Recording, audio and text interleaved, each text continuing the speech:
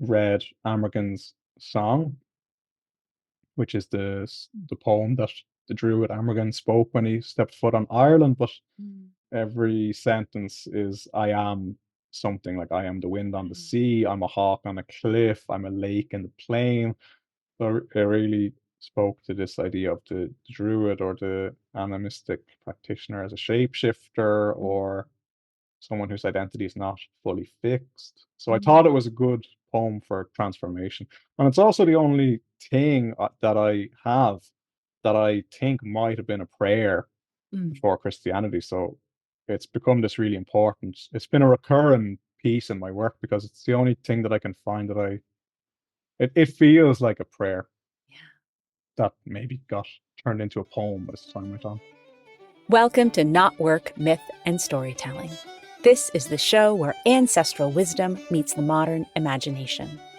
I'm your host and lead storyteller, Marisa Gowdy. I'm a myth worker, a story healer, and a writing coach. I'm the author of The Sovereignty Knot, A Woman's Way to Freedom, Power, Love, and Magic, and the founder of the Writer's Knot and Author's Knot communities. On KnotWork, we explore the mythology and folklore of Ireland and beyond. Whether you're drawn to Celtic culture and the power of the landscape, or whether you just like a good story and expansive conversation, you're in the right place. Falcha. If you love what you hear and want to support the show, I'd be so grateful if you become a paid subscriber to my Myth is Medicine newsletter over on Substack. Look for the link at the top of the show notes or visit mythismedicine.substack.com. Before we explore this week's story, I have a question for you. What about your stories?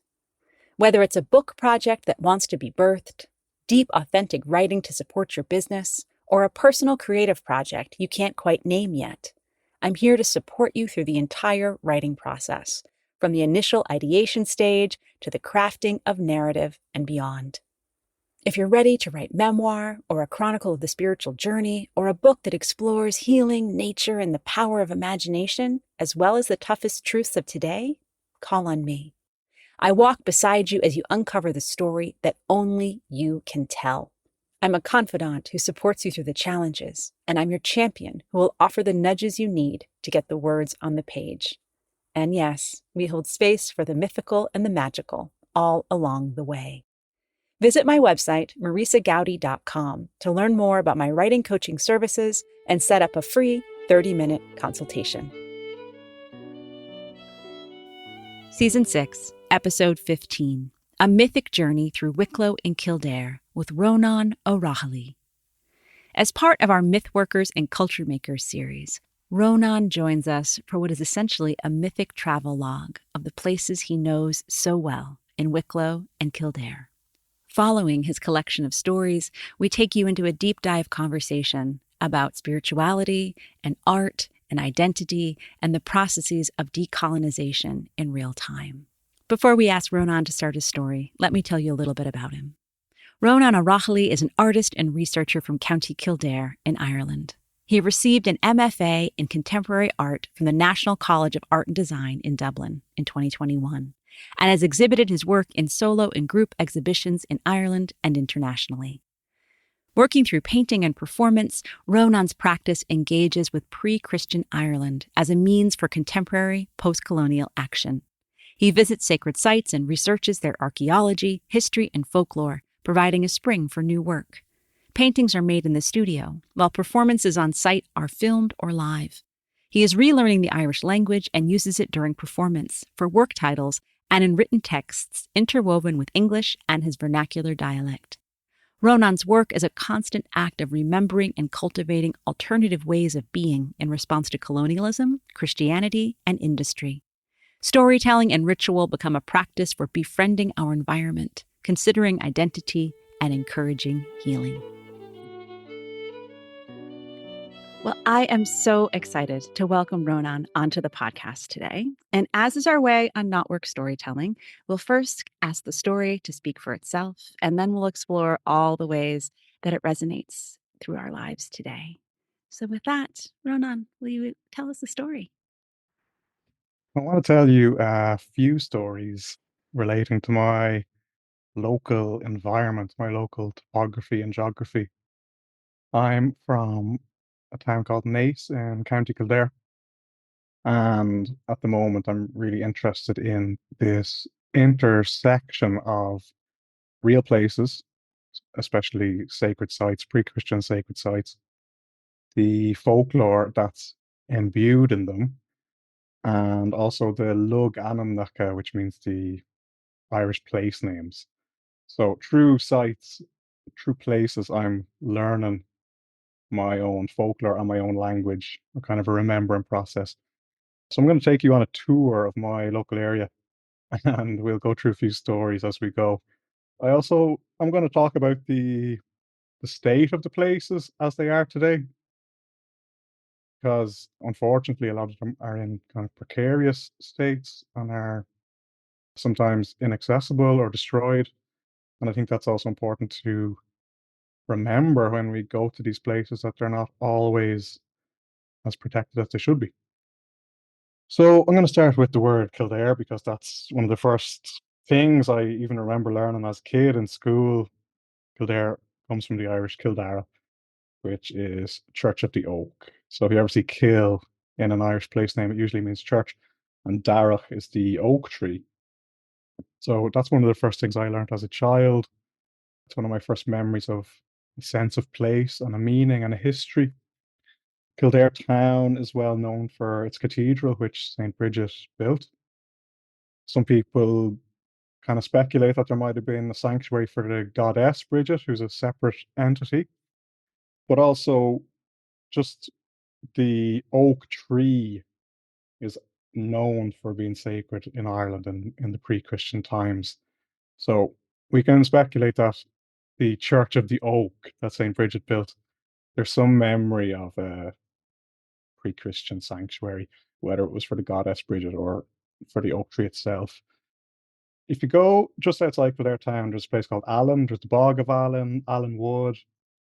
But I want to talk about the Hill of Allen, and that's kind of bringing me to my main hook for these places. It's related to Fionn McCool. Fionn, I suppose Fionn is famous throughout Ireland, but his name keeps popping up in all my local places. So I imagine that he had some sort of significance in my locality. So the Hill of Allen comes from this word Aluna or Alvin, and I can't find a translation for it. So the translation's just been lost to time, as far as I know. But it's actually one of the most referenced places in Irish mythology in the Fionn cycle, because the Hill of Allen is where Fionn had his base. It was his fortress. Him and his warrior band Fianna, that was their base, and they would go hunting and training around the plains of Kildare. Kildare is mostly flat, so it's a very significant hill. It sticks out in the landscape. And like if you're reading about Fionn and the Fianna, it's kind of common at the end of an adventure or at the end of a quest or something, it'll always say, and then they return to Allen and they had a feast. And so it's kind of like this return place. So I suppose for me, it's kind of a sacred hill or a holy mountain. There's a holy well on it as well. And there's like kind of various megalithic sites. It was also dug up at one stage and seemingly a giant's skeleton was found. Fionn McCool is famously a giant. So the bones were reinterred somewhere secretly in the mountain. Unfortunately, the Hill of Allen is one of the worst in terms of its like current state because it's being quarried at the moment by Roadstone Limited.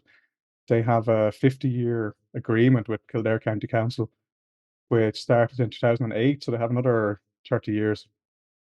If you go on Google Maps and type in Hill of Allen and go to your satellite setting, like you can see that literally half the hill is gone. And there was a car park, there was a public route to go to the top, but that's all been blocked off. So there's nowhere to actually really safely park your car. Like you can go there and you can climb the hill, but it's hard. So that site in particular is really stands out for me as kind of a heartbreaking site.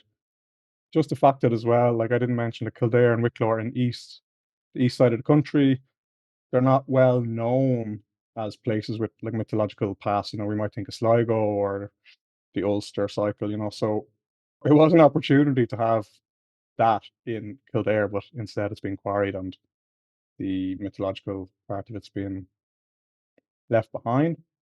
There's an art centre in Limerick in Askeaton town, which is run by two amazing artists, Sean Lynch and Michelle Horrigan, and they publish books. And they have a publication called The Men Who Eat Ring Forts, which I really recommend. It's about sacred sites, well, specifically ring forts, are often destroyed by industry or building roads and that sort of thing.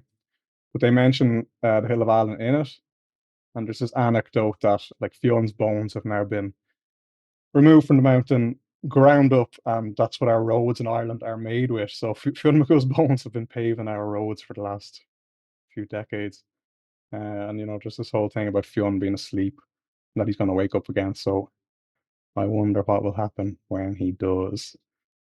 If we move away from the Hill of Allen, we come to my hometown of Naas.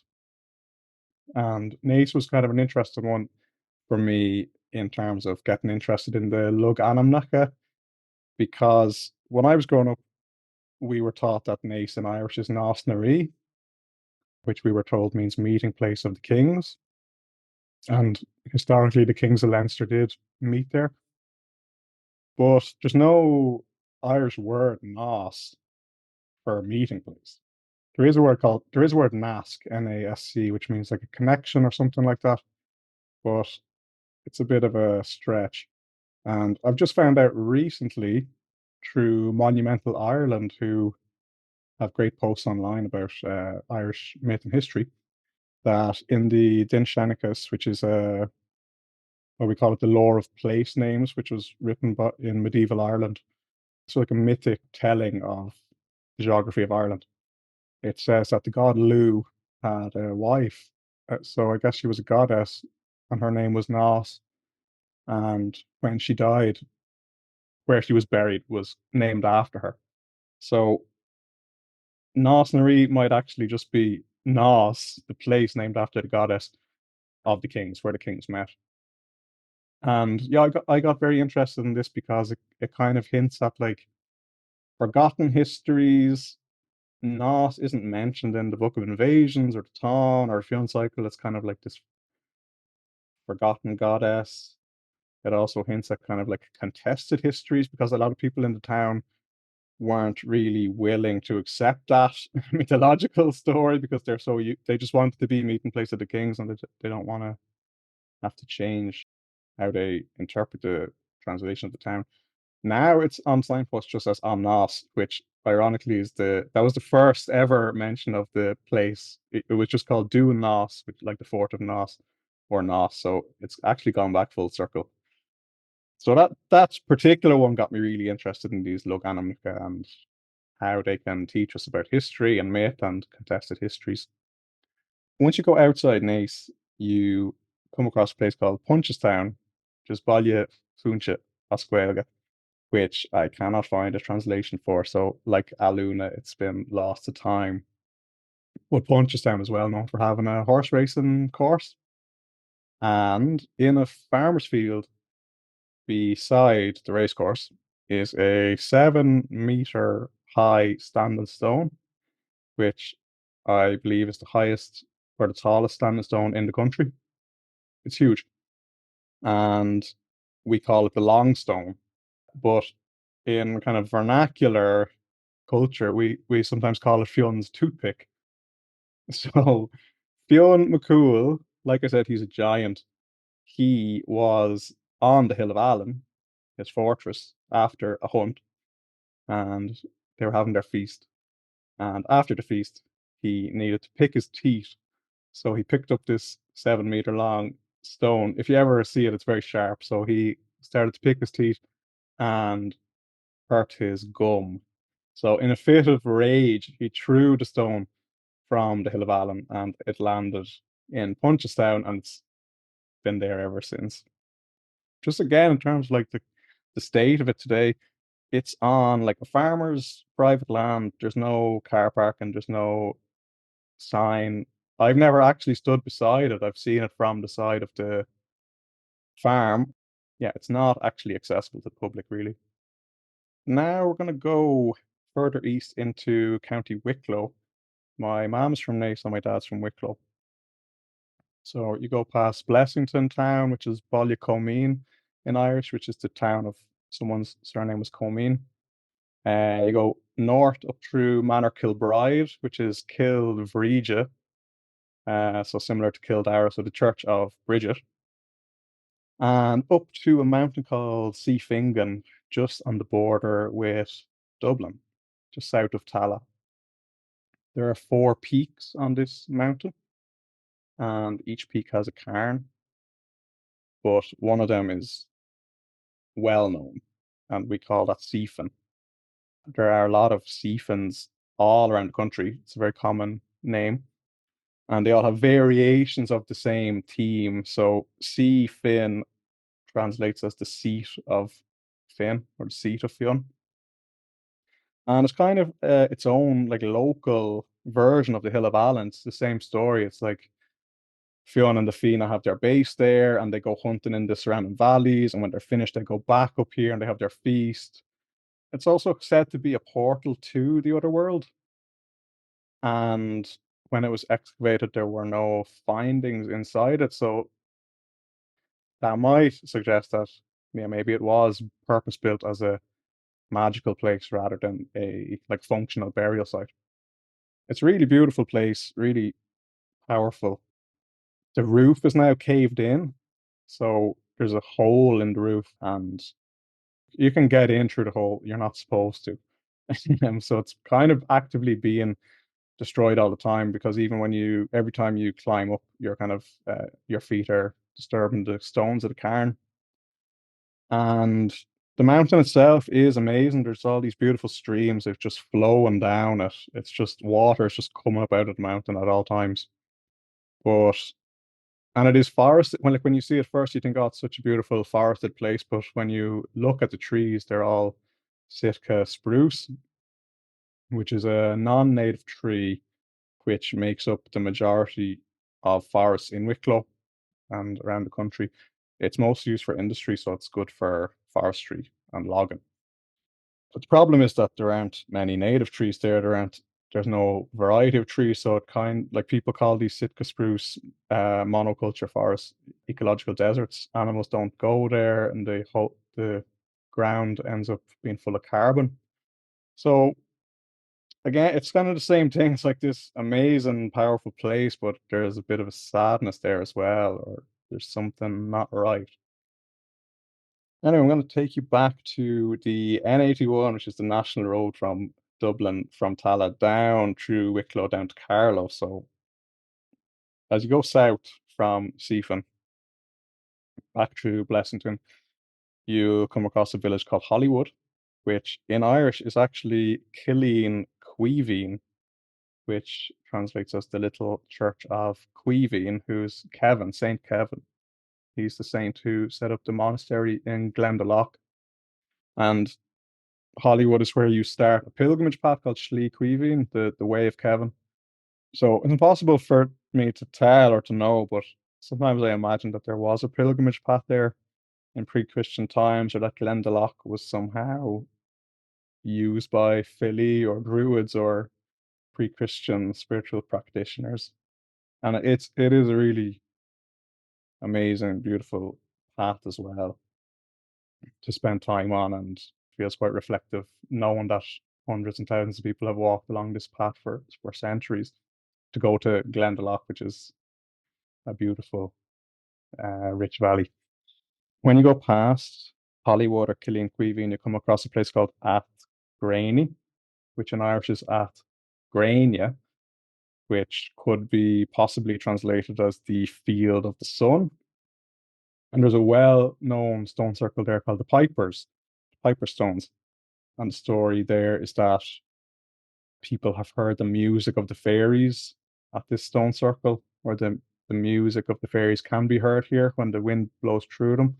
And other stories that there were people playing music and dancing, and God, as in the Christian God, punished them for enjoying themselves on the Sabbath and turned them to stone. So that's who they are. So you can kind of see this contestation between Christianity and the pre-Christian, that the Christian has to kind of overlay itself on top of the pagan traditions. I haven't been there in a while, but lately online I've seen posts that the farmer has actually taken away access to the stones. They've put up a fence saying no access, and they're trying to get rid of they've taken away the public signage which gave information about the stone. So I'm not sure right now what the situation is, but it seems like there's an issue with access at the moment, which is quite sad because it's one of the most visited sites in Wicklow. There's a fairy tree there, a hawthorn tree, and every time I've gone, there's been something new left in it. So it really does feel like an active place of worship. It feels like an active church. So I'm not sure what's going to happen there. When we keep going south, we go past the town where my dad is from, which is Dunlavin. And in Irish, that's Dún Lawan. A dún is a fort or a fortress, and Lawan, kind of similar to the Nace story, it's Lawan was some sort of queen or princess or even like a goddess or some sort of mythical person who's buried under this fortress. The story has become obscured now, but the fort is where the she or the fairies are supposed to dwell. You go up again through a village called Dunard, the high fortress, and into a valley called the Glen of Imal. Glen in Irish is a valley, and Imal comes from the name of a tribes people who used to live there, the Imal or the Omal people. And this is where the Irish Army actually have their training base. But there's also walks. There's areas that are publicly accessible for walking as well. But there's a place here called Nakeen, which in Irish is Canuckeen. Canuck is a hill, and when you put E in that or something, it makes it small. So a little hill. So near Nakeen and near the Glen of Mile is Lugnaquilla, which is the highest mountain in Wicklow, or the highest mountain in Ireland outside of County Kerry. So it's quite imposing. And Fionn McCool, the giant, was around this part as well, and he had sown oats all around the surrounding area.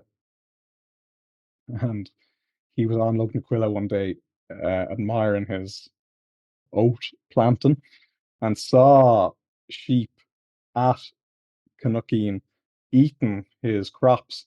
So again, angrily, he picked up a stone, threw it from the peak of Lugnaquilla, and it landed in Nakeen.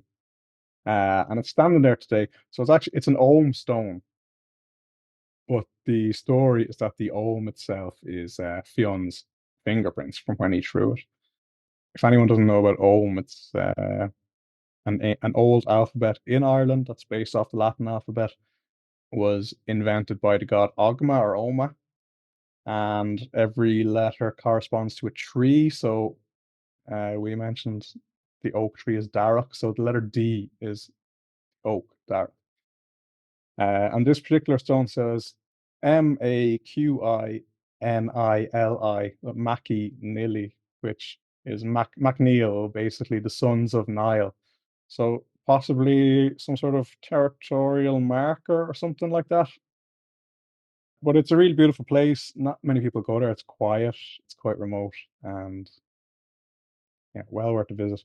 Again, like it's an army training ground, so some parts are inaccessible, and it's also surrounded by Sitka spruce.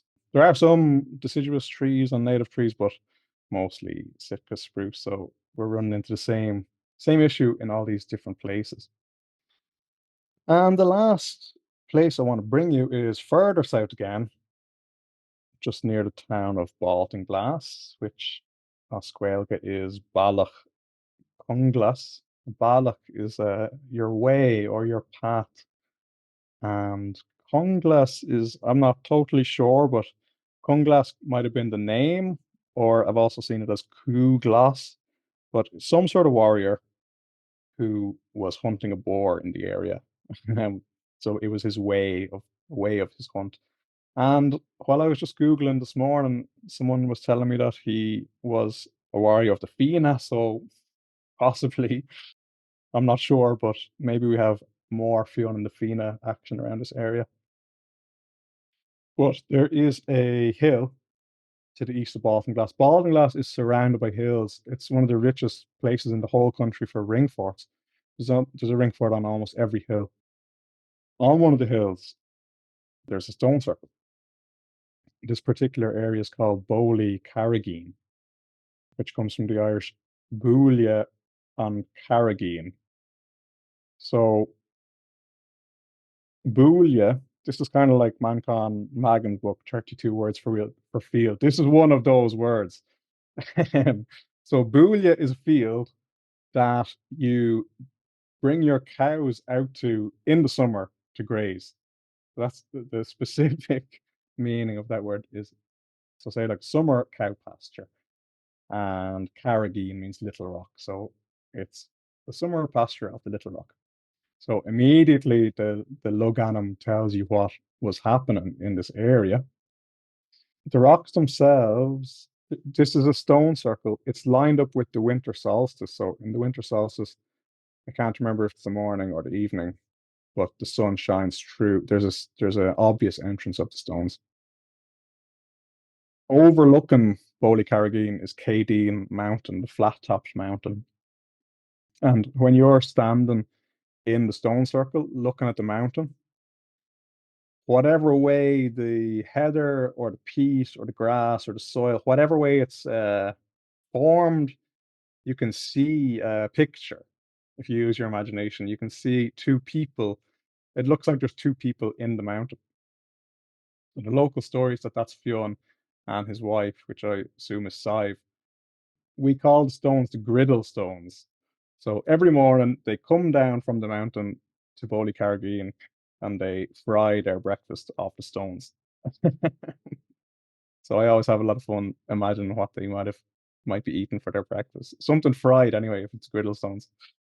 So yeah, that's one of my favorite places, and I love the Loganum and the meaning behind it and the playfulness of it. And I love how it also tells you stories that you won't read when you're reading the Tán and the Fionn cycle. They're just local stories that have humor in them, and they seem a bit more personable.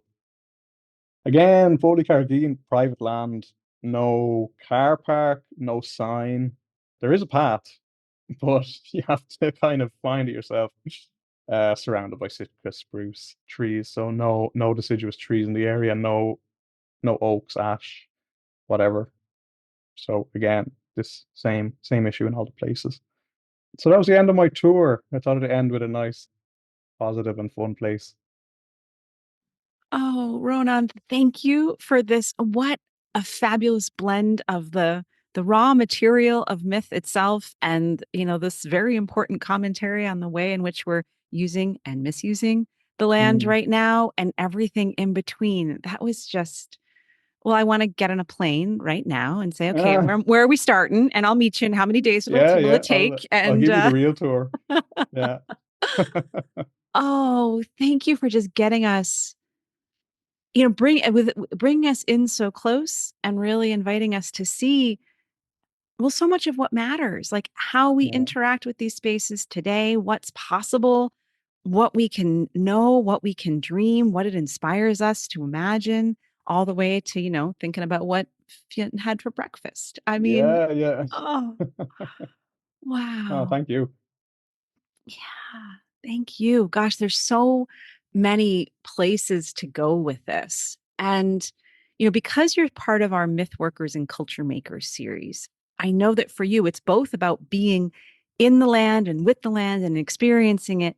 And it's also about what you make in terms of the art that you create based on your inspiration from these spaces.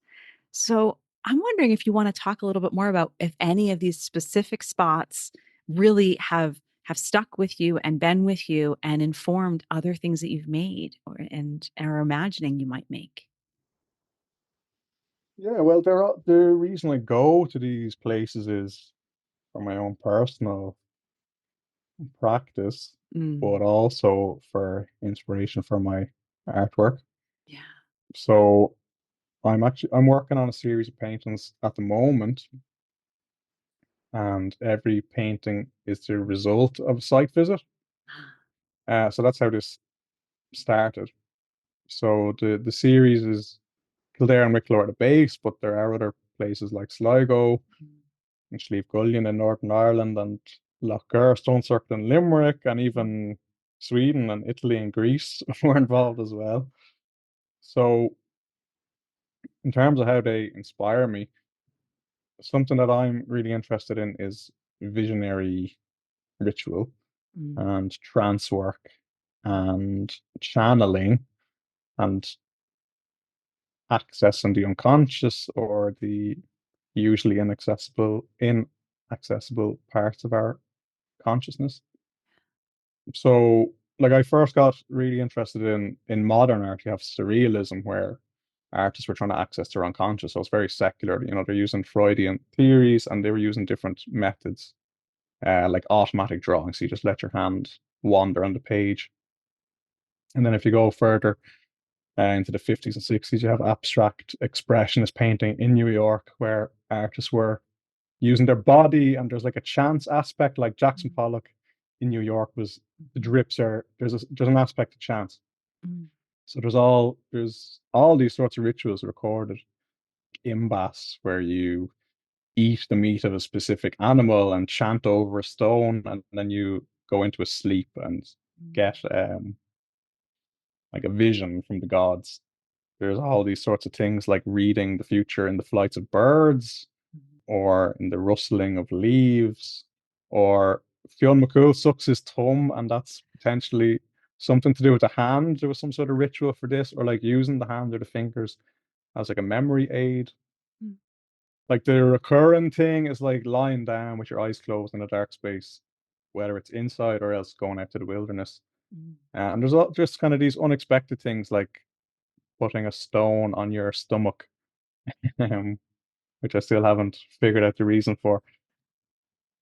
But these sites became places for me to practice this visionary work at.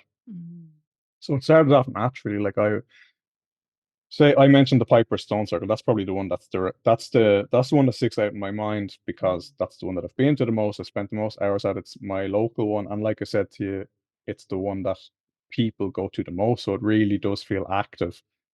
So like when I would go there, I didn't know why I was going. I just was really attracted to these places, and you'd meet these people there that you wouldn't usually.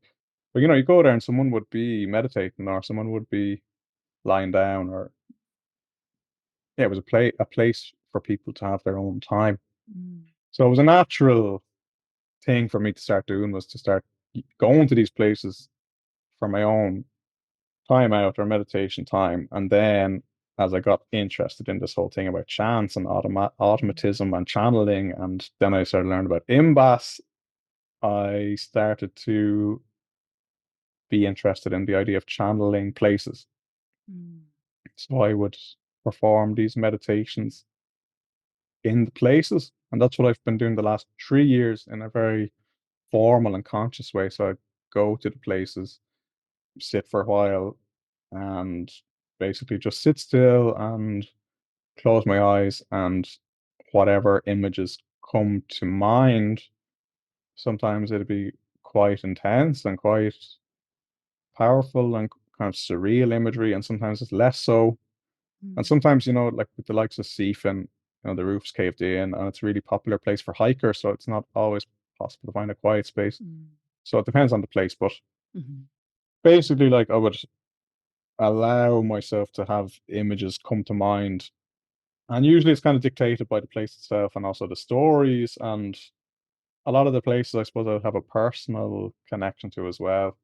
And then I would record whatever images had come to mind. Usually it lasts about 5 or 10 minutes.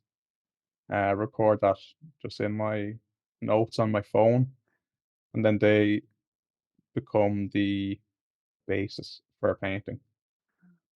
Yeah. So one example was like when I went to Knocknarea in Sligo. As I was walking around, I really did have this image in my mind's eye of Queen Maeve standing within the cairn as this ghostly figure. That's where she's meant to be buried, standing up. So that became the basis for a painting. So, but then in a place like, I suppose that's an obvious thing to see when you're there because that is literally the story. Mm. But a place like the Piper Stones, because I'm there so many times, and I have a kind of like a build up of visions from that area, and that's actually also aligned with the winter solstice. So, Mm. like I've often had images of some sort of dragon or some sort of elk dragon coming from the sun into the stones, and then that would become like the starting point for a painting. Mm. But I suppose, yeah, what I'm kind of conscious of and what I'm trying not to do is not to just illustrate my visions or not just illustrate the myths and to try and just take them as they're like the prompts, they're starting points, and then Yeah. the paintings become something else. Well, and what you're naming too, I'm so sort of enraptured and fascinated by is all that's blended in from, this is what we have from the passed on stories. This is my own experience of being in the place. This is Hmm. where it feels as if, okay, this is perhaps my own imagination and my own personal, memory bank of what I've got stored away from what I forgot that I learned when I was 6. And Yeah, then what it is that comes through in that sort of collective unconscious state of like, if I'm open enough, I'll receive a message that I couldn't possibly have held within my own being, but is held within that greater beyond.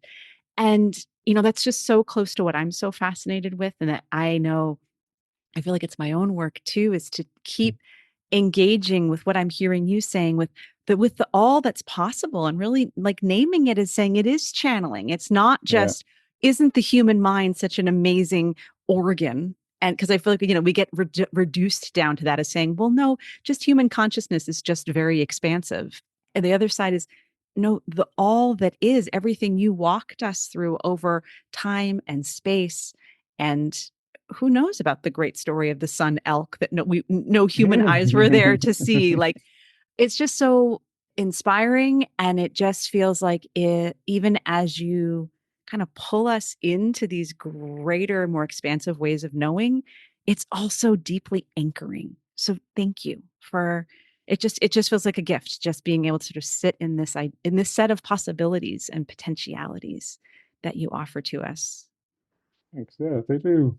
The anchor is a nice analogy. The places really do feel like anchors and Mm. punctuations and places to take stock and take time and remember, whether Mm. it's language or story or just a connection with the natural world in a more Yeah. sincere way.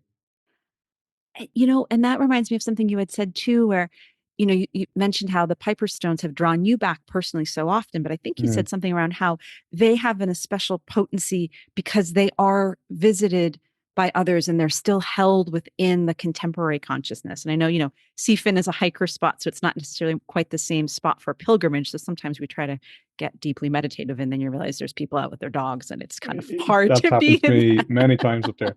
Yeah. right. But that sense of where you really sort of feels like you're underlining that sense of the places that we still remember collectively are imbued with power. And perhaps it's, one of the other lesser known spots that you've brought us to today. Maybe back once upon a time, they were even more powerful. But what matters is how we interact now and not just some, long forgotten past of, but this was a much more exotic stone circle, or clearly the ancients spent more work on this particular passage tomb.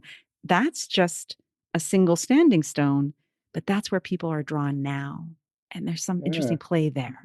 That's really been part of my practice for the last few years. I suppose I kind of think about it as like DIY Mm. decolonization or DIY spirituality Yeah. but for me personally in a post-Christian world because I grew up Catholic and then decided that that wasn't for me. Mm. But I suppose that now I'm looking back to my like the folklore that's in Ireland already, but not always knowing how to engage with it. Mm. And like, yeah, you can look at the Order of Bards and Druids, or there are there are groups that you can join, or there Mm. is communities out there. But for me personally, I think I'm more drawn to like solo work. So a lot of the time I just don't know what to do. And like I've been to Holy Wells, or I've been to Stone Circles, or I've been to Stand and Stone, and I've traveled, and then I've got there, and then I've said, right, what do I do now, or what's going to happen now? And yeah, it is really fascinating to watch how people engage with these sites today. Yeah. Like I go to the Hill of Tara on the 21st of June. We've done it the last 4 years in a row now for the solstice. Mm. And it's amazing because it's so unorganized. Every time I've been, it's been a completely different experience. There's Mm. been, and like, yeah, you have this range of people. You have people who claim that they are druids, they wear the robes, and I've seen them bless the Leafall stone and place flowers on it, and they actually have ceremony. Mm. Then you have people who don't claim any group or don't claim any religion, but they're drawn to these places in general. And then like at the Hill of Tara, you have people who just want a party. They go to the festivals every year, and this is just another festival for them. Like Right. there's also people who like fire dancing there. And then the thing I love about it as well is that there's people who are locals who go there, and they just bring their dog for a walk, or they bring like a sliotar and hurl, and they're just like pucking around the ball. So it's really this like it really is this. You get the sense of it, this thing in ancient Ireland of like the center where people are meeting from Right. all the distant corners in the country, and it's so fascinating to see what they actually like. Why are they being drawn there in the first place? Why do they even want to go there? And then what do they do? Yeah. And yeah, so I think what I'm drawn to is the DIY aspect of it, like Mm.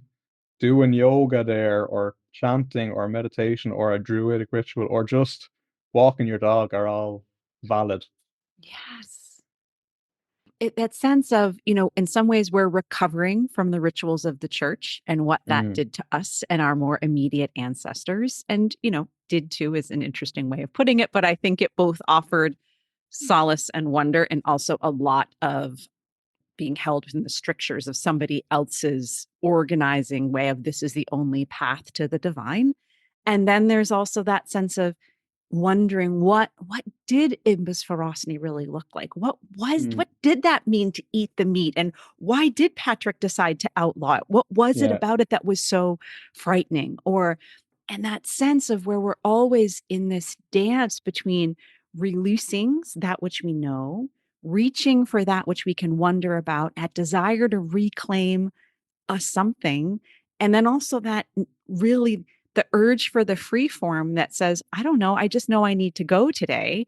And whether I've got the dog on a leash, or whether I'm going to go up there with, my pockets full of my sacred stones and feathers, or I don't know, I brought rain boots because I know it's going Mm, to be a mess up there. Like, I find that, I mean, it's real life as you name, and it's both so fabulous for being able to welcome it at that like everyday thing, that level.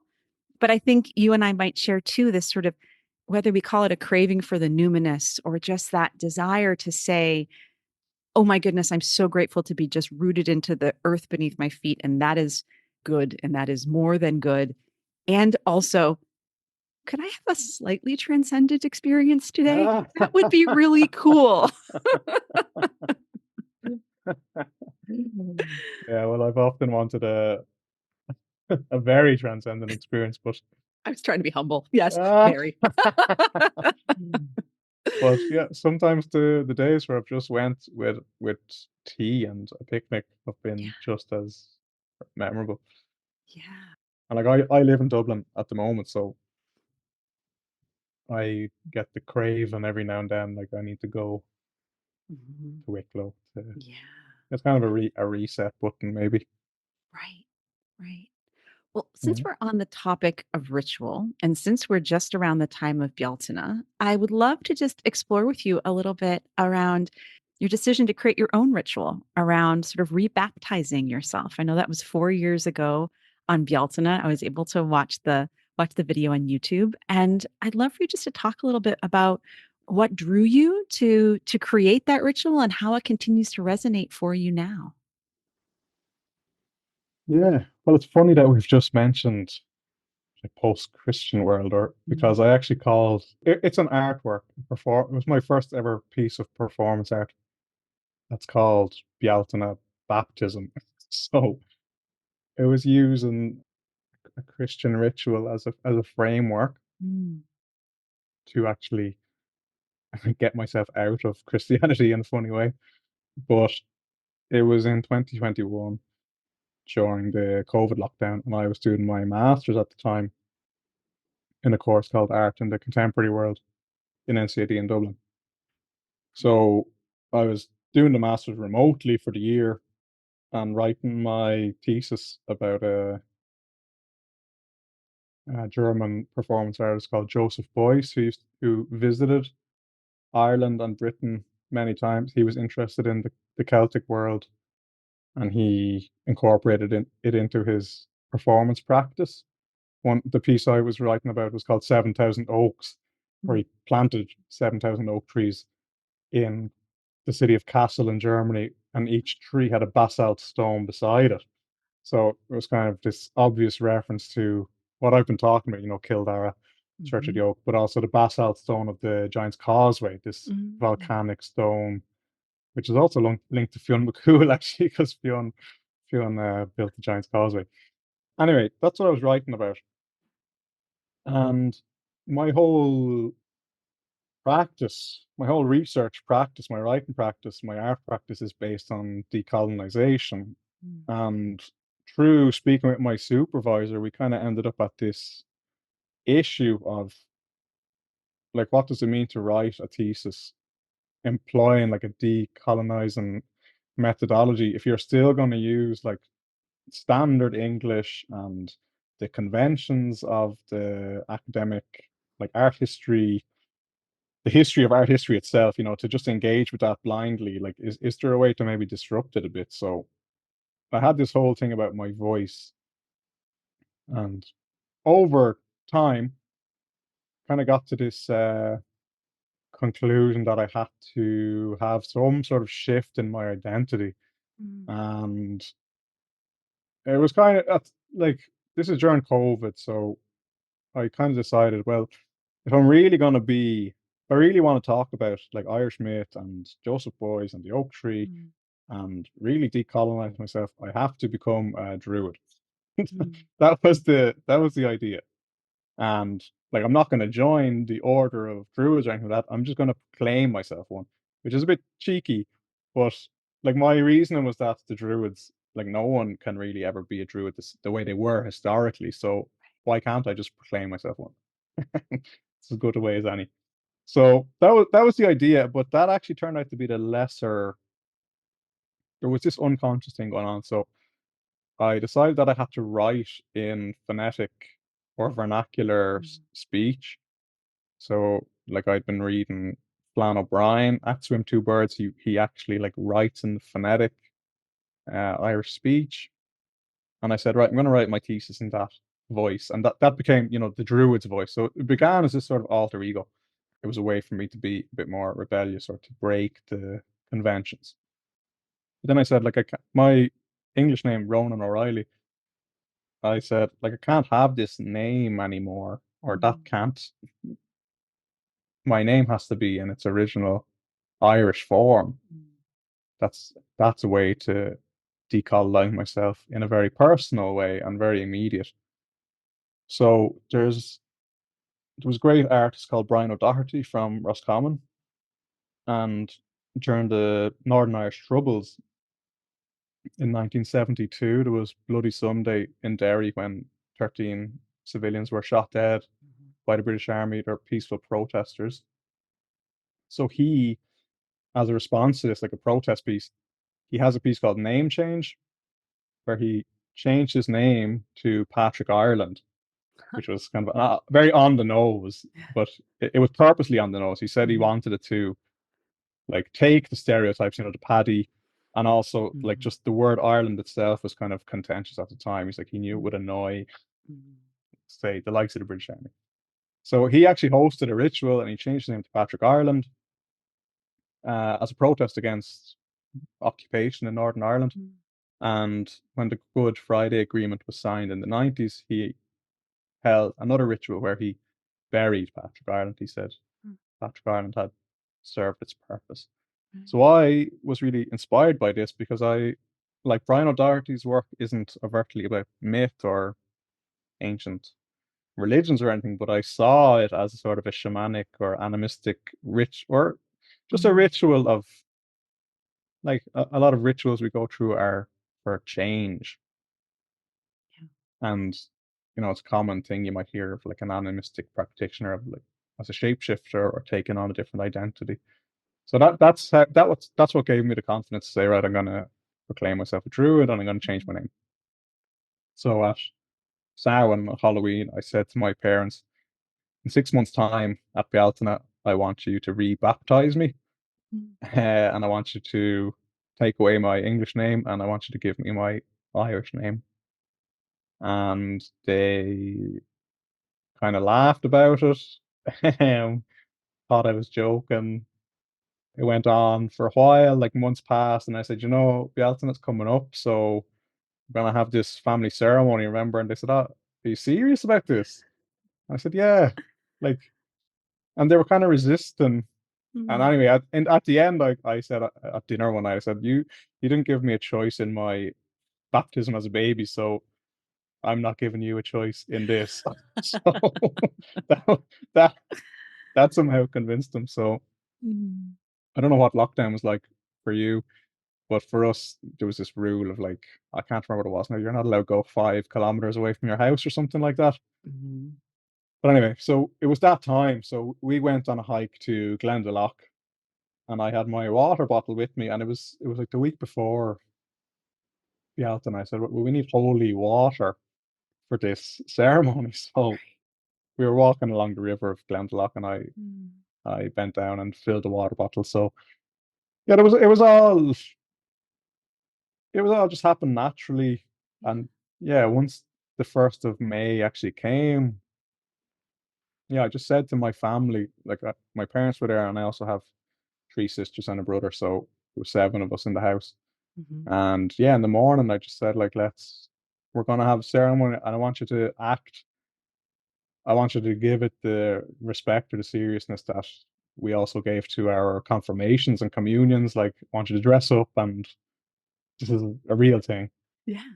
And yeah, they all went along with it pretty well, and we had a bit of fun. Like we were playing music in the kitchen beforehand. The Bothy band was playing in the kitchen, and we went out to the garden. And I had bought honey and whiskey, Mm. and we all kind of had this kind of feast. And I told the family there like what the purpose of this was, and that I want to change my name to Irish. And I would love if they all started to use my Irish name. Mm. And read Amergan's song, which is the poem that the Druid Amergan spoke when he stepped foot on Ireland. But Mm. every sentence is I am something, like I am the wind on the sea, I'm a hawk on a cliff, I'm a lake in the plain. So it really spoke to this idea of the Druid or the animistic practitioner as a shapeshifter Mm. or someone whose identity is not fully fixed. So I thought Mm. it was a good poem for transformation. And it's also the only thing that I have that I think might have been a prayer Mm. before Christianity. So it's become this really important. It's been a recurring piece in my work because it's the only thing that I can find that it feels like a prayer Yeah.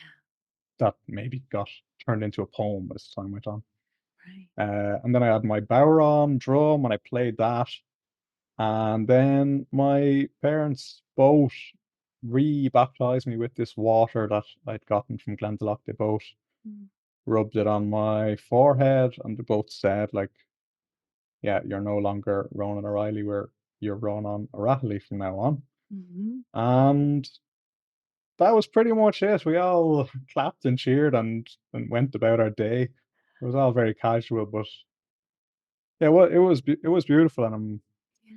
grateful that they actually agreed to it. Because one thing that's happened over the last 4 years is people always ask me like, "Were your parents okay with this?" Like, I think I get the impression that a lot of people's parents might not have done it, Mm.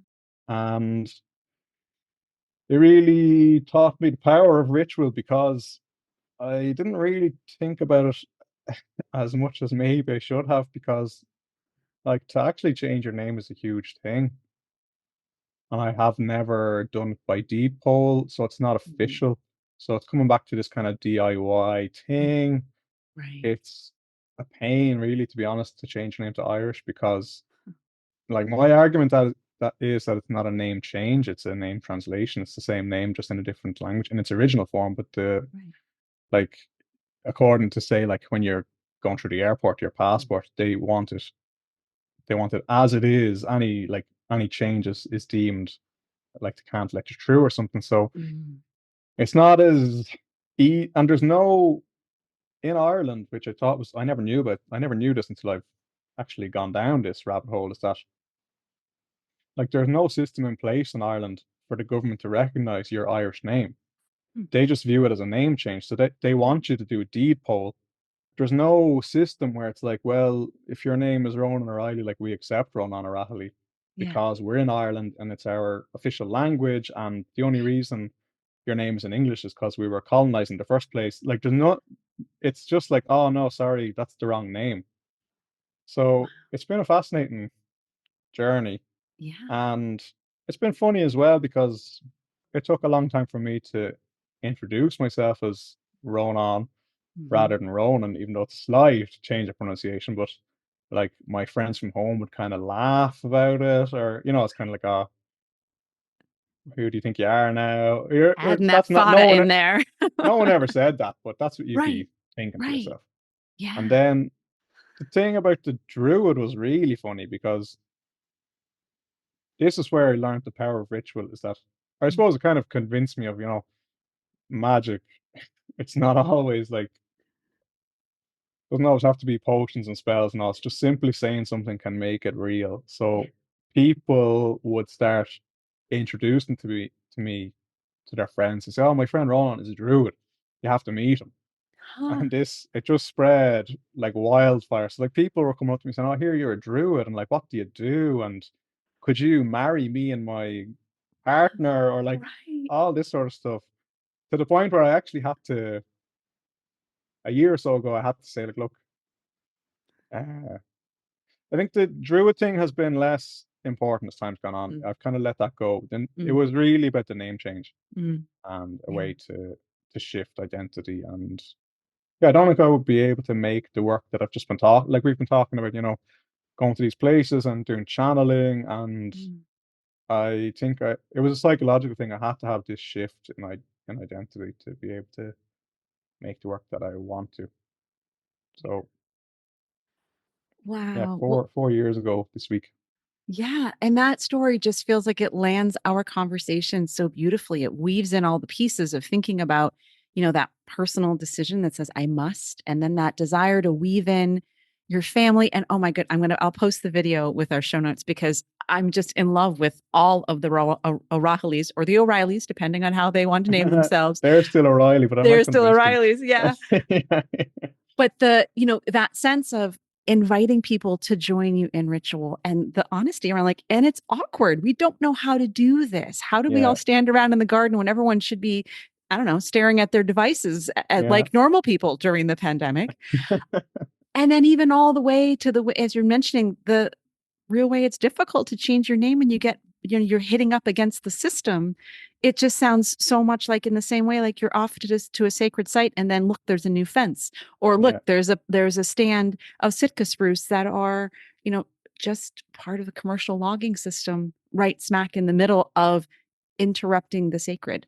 So I'm just so grateful that we got to sort of explore this piece and all the way to the sense of the fluidity of identity, even as you make that decision to take your new name and you tried on druid for a while and met everyone's expectations of, oh, this now makes you a ceremonial magician, Yeah. essentially. And now, please get out your staff and, give me a little Gandalf and also Yeah. be able to bless my union.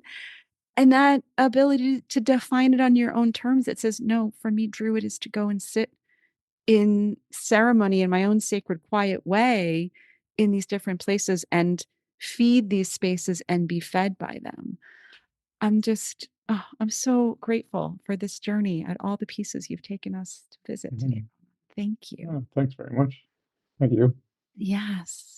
And there's no time to go into it now, but I will definitely include the link to the other performance piece you did around moving the stone to the holy well, especially because it really highlights in the accompanying booklet, I guess we could call it, the way in which you're using the phonetic language and interspersing it. And it was such, and my having read that before we had this conversation, it was this sort of startling thing because I realized I was reading along and then I started hearing your voice as I was reading. And I'm like, what is happening? Was that a typo? Nope.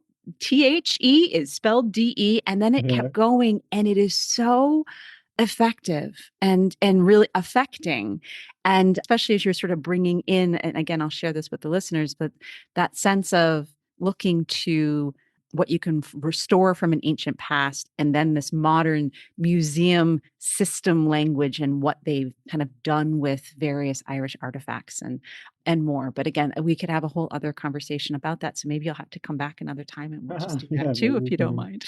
Talk about the well and the stone and the phonetic writing in the future sometime. Yeah. Oh, that would be, yes, I would love to have you back. This has been such a fabulous conversation. Thank you so much. Thanks so much, Maurice. I really enjoyed it. Yes. Yeah, thanks so much for having me. Brilliant. Thank you.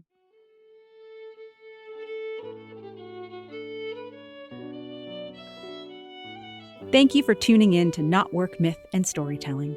Please subscribe and review the show on your favorite podcast platform, and do share this episode with other lovers of mythology and story.